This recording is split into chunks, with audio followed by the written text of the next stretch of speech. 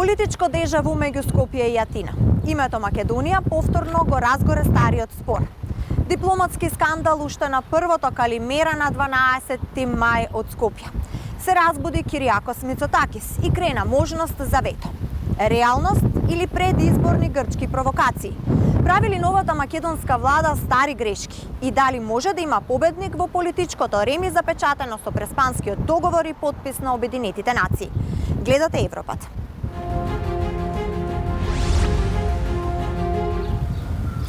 Се започна кога новата шефица на државата го изостави в префиксот Северна. Грчката амбасадорка веднаш ја напушти собраниската сала и следуваа жестоки реакции од Грција. Кириакос Мицотакис, во ек на предизборната европска кампања, најави можна блокада за Македонија. Реалност или провокација? I have a very short answer for this question. It's a certainty.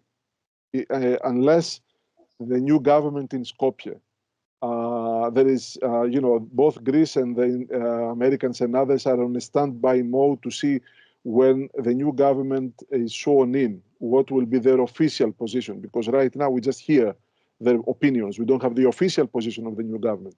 I think if the official position of the new government, as is my expectation, is the same as the statements that we hear today from the future prime minister or the new president, I think the veto is a certainty, no matter what happens with Bulgaria. I think a dispute between Greece and North Macedonia is back on the agenda, and the European agenda. А Атина не застана тука. Порача дека неспроведените меморандуми кои со години лебдат низ грчкото собрание, сега ќе станат ново преговарачко оружје. Дали вистински можат овие протоколи да ја донесат Грција во дипломатска предност? Listen, I think not. I think the three protocols, which in my view should have been ratified long ago,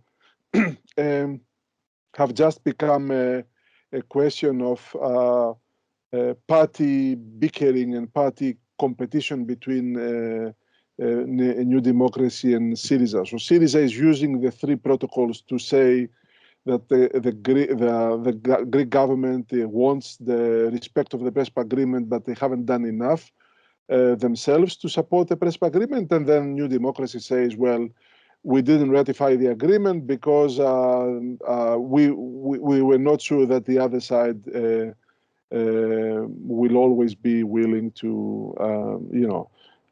to support the agreement even when there's a change of government. I think it's a domestic issue. And also for two reasons. One reason is the three protocols are also in Greece's interest.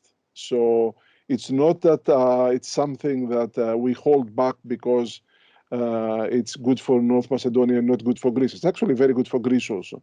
And the second reason is, as I see VMRO leadership now and what they say, I don't think the ratification of the three protocols is anything important to them and would be something that would make them change their opinion. So, yeah, I wouldn't put too much, importance to these three protocols at this very moment. Мицотакис е премиер на Грција од 2019 година. Како лидер на Неа Демократија беше против Преспанскиот договор. Како премиер најави дека ќе го почитува. Сепак не стапна во Скопје и изрази доза на апатија за спроведување на договорот. Дали направи голема грешка? I'm not going to say whether he made a mistake or not, but I will give you a bit of context about foreign policy of New Democracy and also my opinion, which I have stated repeatedly in the previous years on this issue. When New Democracy came to power, they were not happy with the Prespa agreement. But immediately when they came to power, within a few months, relations with Turkey became very difficult. Tensions escalated. We had nearly military incidents in the Aegean. We had a serious crisis, a border crisis between Greece and Turkey over migration. So things escalated enormously, crisis between Greece and Turkey escalated. And then Greece turned its attention much more to the Middle East. So it was Turkey, it was Cyprus, of course, Israel, Egypt, relations with Libya, because we have disputes over the delimitation of the maritime zones. So practically, the attention was much more on Turkey in the Middle East than on the Balkans. Now, there is a second reason why New Democracy was not focusing on the Balkans. It's because the disputes in the Balkans is emotionally loaded for the Greek society. So a dispute in the Middle East is not so important for Greek society as the disputes in the Balkans, which are very emotional for the Greek society. And of course, it was a hot potato for New Democracy because they didn't like the Prespa agreement. Now, and this is the context of New Democracy foreign policy. And let me give you my opinion, which I've been saying for many years. I think neglecting the Balkans was not a good idea. For example, our current Prime Minister, Kyriakos Mitsotakis, has not done a Balkans tour, not only in North Macedonia, but also in Albania and Kosovo and Serbia at all during his 5 years in government. So which is something which is very telling for a country that is in the Balkans, supports the Balkans, supports the European integration of the region, etc. And also, I think Greece, the Greek government, the new Greek government 5 years ago, should have done more to support the Prespa agreement, implement the positive agenda that was in the Prespa agreement, which was very important for building a partnership between the two countries. So the relations were good during the previous government, but they could have been much, much better, and the two countries could have built a strong partnership. And if you ask me, if the strong partnership had been built between the two countries during the better times of the previous government, I think it would have been also more difficult for the new government to undermine the Prespa agreement. So that's a long answer to your question. Според член 19 од Преспанскиот договор, доколку двете страни не постигнат согласност во рок од 6 месеци или рокот за кој ќе се договорат, може да застанат пред Меѓународниот суд на правдата. Дали Грција во иднина ќе го направи овој чекор ако македонските власти продолжат да не го употребуваат новото уставно име? Yeah, I think it's a last resort. If you read the text of the Prespa agreement, there is a series of diplomatic moves and steps that a government, any of the two governments, may take if they're not happy with what's happening in the implementation of the agreement, and Greece may take these steps. And the last resort is referring the issue to the International Court of Justice, because you imagine that this will become then a serious dispute between the two countries. I think this may happen eventually if we don't find a solution through other means. And my expectation is that Greece is hoping and is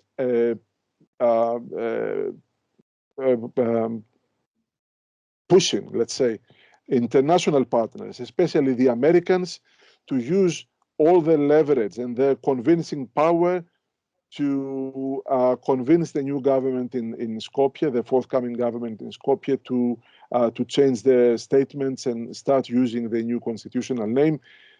Basically steer the new government closer to what was the positions of the previous government, which, if you remember, also was not always using the new name, but at least they were not fully, comprehensively, totally rejecting. So they were like accepting the new name, but not always using the new name. And Greece was not, it seemed to me, was not, maybe they were not too happy, but they were not complaining too much. So what the previous government was doing was probably something that was acceptable to Greece. What the new forthcoming government is doing is something that creates a strong reaction in Greece. So I think before we reach the International Court of Justice, Greece will hope that the new government will be steered in that direction. Подпишан од екс-министрите за надворешни работи на Македонија и на Грција, со печат од Обединетите нации. Ке побара ли Грција во иднина укинување на договорот склучен во 2018-та? I think it's not good for Greece and it's not good for North Macedonia. And I think we never know if tensions escalate, if relations get worse and worse and worse, and we go back to very difficult times that we had 10, 15 years ago. Who knows what will happen? Anything could happen. But I think repealing the Prespa agreement is not something that would be welcome in Greece unless we go to the extremes, simply because it's also in the interest of Greece to keep the agreement and have the respect of the agreement. And I think at the end of the day, it's also in the interest of North Macedonia. And for Greece, honestly, the status quo ante, the previous situation before the signing of the Prespa agreement, was not also something that was positive for Greece. I mean, everybody was using the term Macedonia. Therefore, the Prespa agreement was a compromise that brought benefits to both sides. And I think Greece will do everything it can to keep the agreement in place, not repeal the agreement. За староновите препукувања меѓу Скопје и Атина го прашуваме и екс-амбасадорот Ерван Фуере. Може ли да има победник во ова политичко реми меѓу Грција и Македонија? Well, I don't believe these criticisms are justified. First of all, we have a quite historic moment when Macedonia elects a new president for North Macedonia, a woman president, the first time in its history since its independence in 1991. And I think this is something which should be welcomed.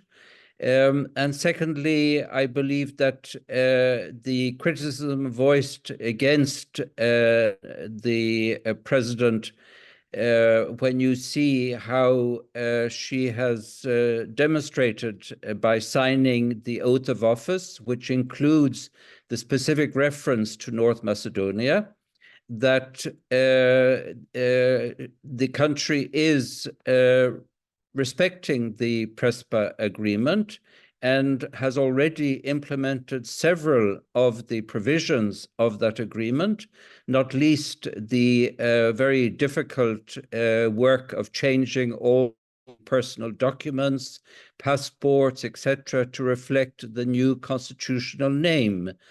And at the same time, we have on the Greek side delays in the implementation of their own commitments.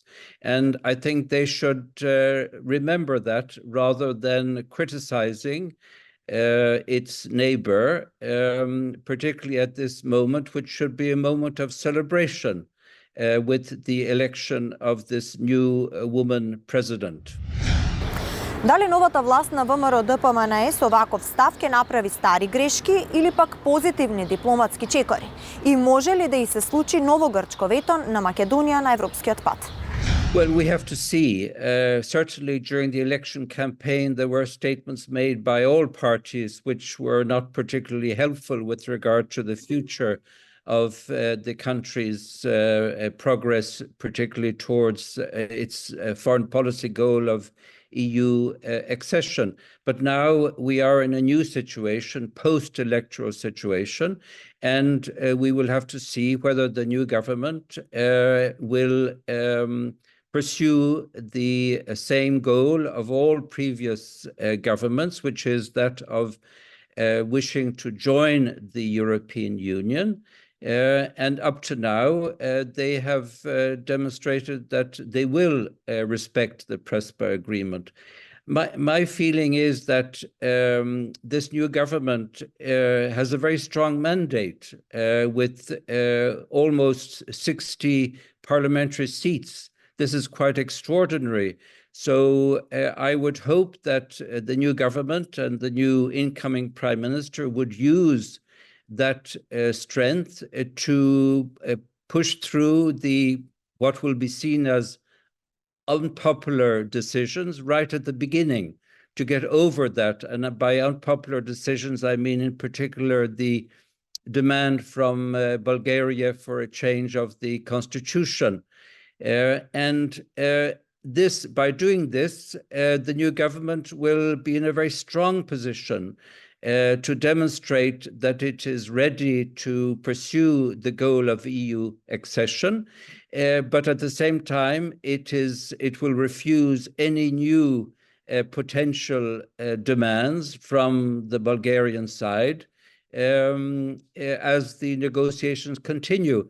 because it is important for North Macedonia to pursue its objective of EU accession, and also to demonstrate to the EU member states that it has fulfilled its side of the bargain, and now it is for the EU and the member states to fulfill their side of the bargain, and not to impose more restrictions, more hurdles, more obstacles to the country's journey towards the European Union.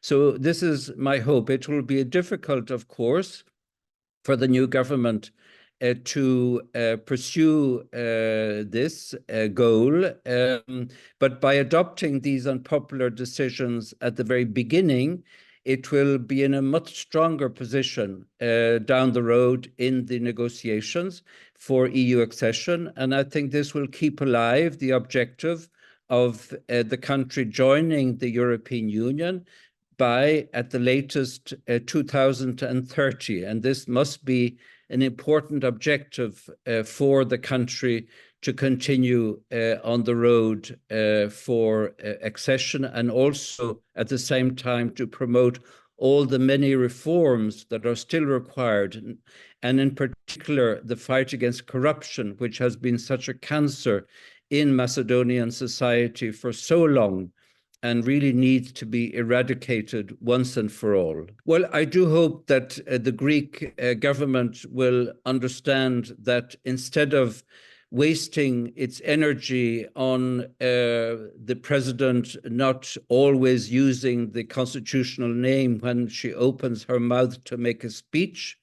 I mean, you know, why is Greece not protesting when foreign leaders visit Greece and don't refer to the Hellenic Republic of Greece, which is the constitutional name of Greece? So instead of wasting their energy on this, I would hope that they would devote more efforts to work together with the new Macedonian government in order to promote cooperation, cultural cooperation, economic cooperation between the two. After all, there are neighbors. You cannot change geography, but you can change history. And by working together, by promoting joint projects, it can strengthen the level of trust between neighboring countries, rather than trying to find confrontation at each moment. And I think it would be very sad if Greece were to use a bilateral issue to block the aspirations of the Macedonian citizens for joining the European Union. It is unfortunately doing the same thing with Albania in the case of the mayor, Greek origin mayor who is still in jail, and they are using this to block Albania's progress towards the European Union. So I think Greece, as a member state of the European Union, should understand its responsibilities in working towards a better cooperation with its neighbors rather than promoting confrontation. Никогаш досега немало ваков интерес за инаугурација на председател, во овој случај председателка на државата, како овој последниот пат на 12 мај за инаугурацијата на Силјановска Давкова. Особено не само и од Грција, зборувам и за ЕУ, зборувам и за партнерите од САД. А Силјановска Давкова токму за време на заклетвата кажа само Македонија, не го кажа новото уставно име на државата, предизвика лавина од реакции од страна на Атина. Меѓутоа, првото прашање ми е дали ова на овој чекор, овој потек на Силјановска Давкова беше оправдување пред нејзините гласачи, или може да очекуваме дека ќе биде континуирана политика во следниве 5 години од нејзиниот мандат? Во никој случај не може да биде изненадување овој збор Македонија во нејзината заклетва, бидејќи тоа веќе беше најавено во кампањата.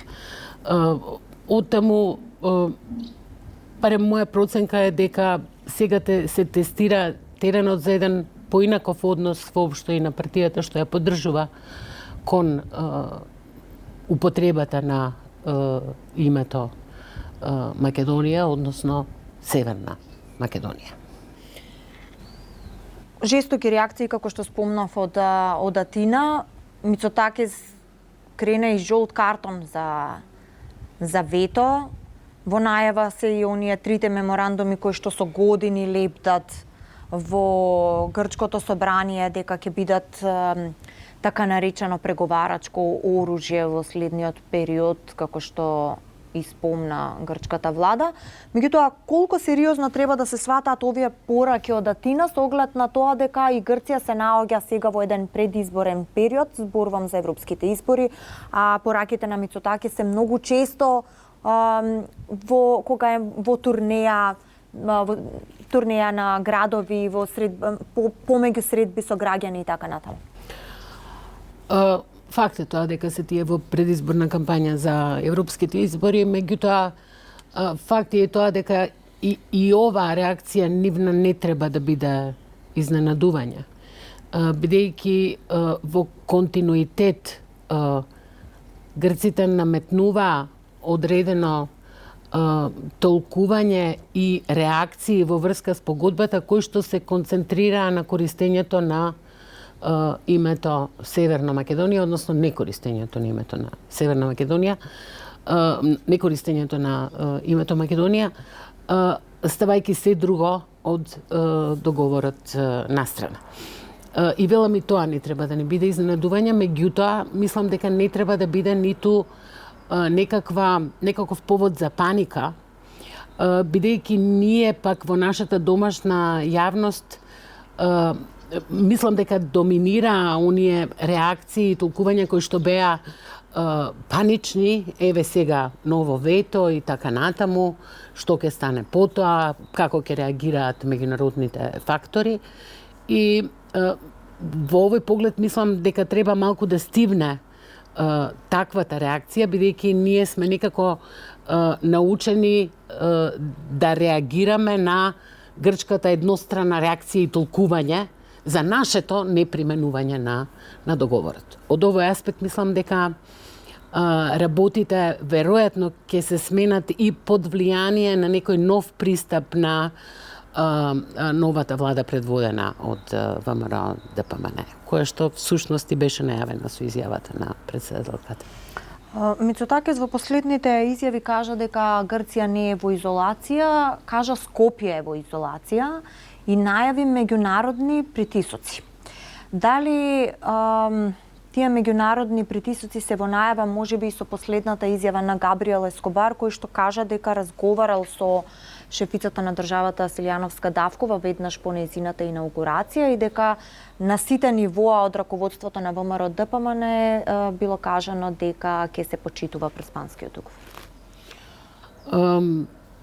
Повторно, и тоа не треба да биде изненадување. Грција целиот овој период настапуваше од позиција на сила, од позиција на појака страна и кога го постави ветото и во примената на спогодбата. Оттаму, таа сега бара сојузници, според нејзината процената посилна и реално посилна позиција, за да изврши притисок кај нас, да ја покаже нејзината сила. Не се осврнува на договорот, не се темели на правото, туку посегнува по силата и по заканата. И за жал тоа е така во континуитет, но за жал ние во подолг период подклекнувавме на таквите закани и редовно ја префрлавме одговорноста на наша страна. Дали гледате промена во курсот на новата власт во однос на надворешната политика со овие први чекори кои што се најавени и преземени и од Силјановска, па и пораките од Мицкоски, и какви промени ќе донесат тие, позитивни или стари грешки? Веќе е најавена нова стратегија за надворешната политика. Веќе и во програмата, и во сите јавни настапи на партијата која што ги доби изборите со големо мнозинство, е најавена промена во овој поглед. Она што е значајно е, од една страна, ВМРО не го спореше досега договорот, иако во јавниот дискурс се појавува она толкување дека немаше легитимитет пред Спанскиот договор и така натаму, меѓутоа сега јасно дава до знаење дека ќе ги користи сите, дека во сите документи ќе ги користи согласно договорот, но проблематизира одредени прашања од толкувањето на договорот и од неговата примена, кои што досега воопшто не биле поставувани, пред се заради, ајде да кажеме, преголемата подготвеност за имплементација, дури и пренана од наша страна. Тоа засега, она што се распознава е прашањето на правото на користење на зборот Македонија во говорниот јазик, кога се говори. И тоа е исто едно друго прашање кое што е исто многу јасно во билатералниот договор, дека за внатрешна употреба зборот Северна Македонија ќе влезе, рокот за влегување во употреба во документите е 5 години по отворањето на соодветните поглавја. Меѓутоа, ова кај нас почна да се применува, не се водеше сметка за тоа и почна да се применува во многу области многу порано. Значи, она што се назира е не проблематизирање на самиот договор, меѓутоа обид да во неговото толкување и во неговата примена некако да се надокнади она попусливост, перцепирана оценета попусливост што досега се случуваше и што е реално казнета на изборите. Дали мислите дека овие потези на ВМРО ДПМН ќе ја натираат грчката влада што побрзо да ги донесе меморандумите кои што се заглавени со години во грчкото собрание? Не, реално не гледам дека фокусот е на тие меморандуми, иако не се работи само за меморандумите, значи еден дел е од имплементацијата се тие меморандуми, меѓу нив и оној за забрзување на европската интеграција, се работи повеќе за целата примена на договорот, и ако сакате на крајот целта на договорот. Целта на договорот од наша страна за нас беше да ни се отвори патот кон Европската унија, НАТО и кон Европската унија, меѓутоа целта не е реализирана. И понатаму договорот е повеќе извор на вета и закони, отколку што помага во реализацијата на целта. И тоа е еден основен проблем во примената на овој договор, кој што мислам дека и меѓународниот фактор, имајќи ја предвид реалната политичка ситуација и изборот на гласачите, ја зема предвид. Не може да не ја земе предвид. Оттаму многу е битно како ќе се гради таа, сега не зборуваме понуда за државна стратегија надворешно политичка од ВМРО ДПМН, туку како ќе се гради идната стратегија на владата, односно на државата кон овие прашања, а таа во секој случај не смее да ги загрози употребата на македонски јазик, она што е постигнато со договорот, не смее да оди назад во историјата, да ги проблематизира нашиот идентитет повторно. Не смее да оди во влегување на еден дискурс на историски дебати, туку треба да биде многу реална, инклузивна и да се заснова пред се на кредибилитет на евроинтеграцијскиот процес. Може ли да ни се случи она веќе видено со Грција и повторување на една 2008 година или враќање 10 една деценија наназад и повеќе ако македонските власти продолжат да го употребуваат да не го употребуваат новото уставно име, Атина да се повика на член 19 од Преспанскиот договор, кој што всушност да вели дека доколку не се реши во согласност помеѓу двете страни во рок од 6 месеци или одреден рок кој што двете страни ќе си го дадат, дека било која од страните може да застане пред Меѓународниот суд на правдата, во овој случај Грција. Двете страни можат да пристапат кон тоа, значи има начин на решавање на спорови во спогодбата, но засега Грција не го користи тоа воопшто. Не ги користи реално правните можности што ги дава спогодбата. Постоја не користи својата привилегирана позиција. Тоа прво треба да пробаат страните меѓусебно да го решат, потоа со медијација на Обединетите нации и дури потоа со давање на спорот пред Меѓународниот суд на правдата, спогодбено или ова воопшто споменување на овој член 19 и така натаму, мислам дека е опит за враќање на дискусијата околу договорот на теренот на меѓународното право, а не на теренот на силата. А меѓународното право е една основа на која што може да се темелат помалите држави, во која што може да најдат потпора помалите држави за разлика од оние посилните во спорот. Од дипломатски аспект, колку и дали беше потребно да се отвораат стари огнови во моментот кога Грција можеби не е силен гласноговорник на патот на Македонија кон Европската унија, туку тивок партнер кон Европскиот пат, и колку е паметно да се отвораат повеќе жаришта и дипломатски огнови во време кога се очекува земјата да го фати реформскиот пат, а не да се враќа назад? Значи, мора да ги издвоиме тие две работи, овие политички наметнати услови и реформскиот пат. Една од најголемите искривувања во европската агенда беше идентификување на реформскиот пат со спроведување под прво подпишување, а потоа спроведување на договорите со Грција и со Бугарија. Значи, тоа не е реформска агенда.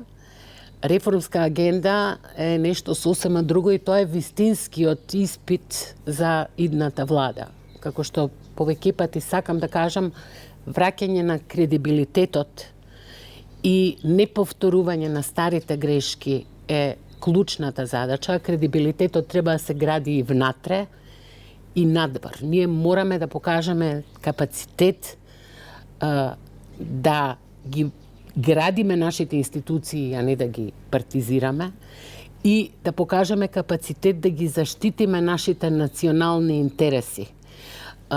Значи, ако сакаме да бидеме држава членка на Европската унија, ние мора да бидеме способни да ги заштитиме нашите национални интереси. И велам, во тоа владата е навистина, идната ќе биде пред голем предизвик и дефинитивно ќе треба да учи и од сите претходни влади, од грешките и на оние од другата страна, меѓутоа и на оние кога таа партија била на власт. Очекувањата од граѓаните кои што им даваат голем легитимитет се исто така големи се. И во однос на градењето на институциите, враќањето на довербата на граѓаните кон институциите, така и во зајакнувањето на позициите на државата на надворешен план. И кога се работи за европските интеграции, значи треба да зборуваме навистина за реформи во европските интеграции и тоа да не биде предниот на преден план, а не идентификување на постојаните одстапки со реформскиот пат. Моето последно прашање е дали воопшто може да има победник меѓу Скопје и Атина ако повторно се отворат старите прашања?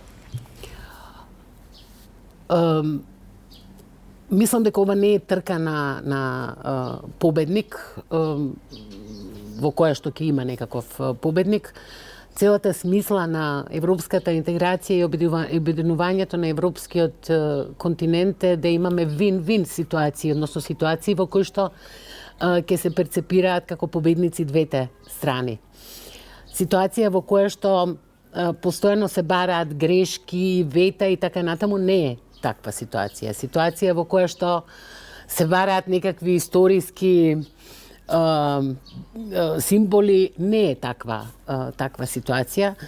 Оттаму мислам и кога разговараме и за спогодбата во контекст на евроинтеграцијскиот процес, треба да разговараме за сите нејзини аспекти.